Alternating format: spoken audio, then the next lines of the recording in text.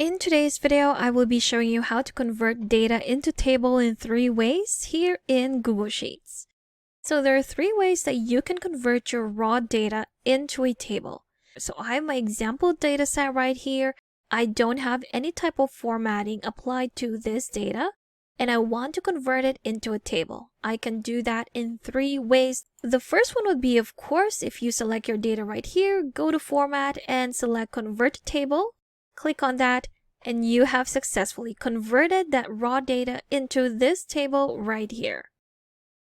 Another way to do that would be again to select your raw data, right-click on it, and select Convert to Table right here. If we click on it, it will turn our raw data into this table.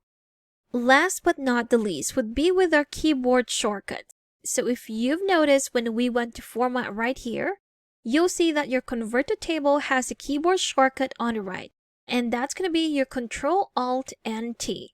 So if we go ahead and select this range and press those keys on our keyboard, so that's Control or Command if you're a Mac user, Alt and the letter T.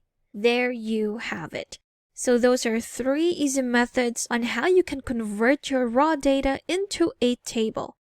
Now the bonus tip would be if you just click anywhere on your data, Google Sheets will automatically suggest to convert your data into a table, and that is what it's going to look like.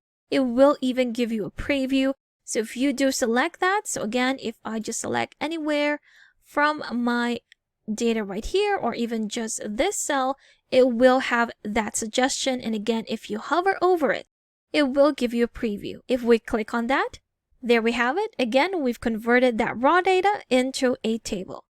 Thank you for watching this quick tutorial. Make sure to subscribe for more helpful videos, and I will see you in the next one.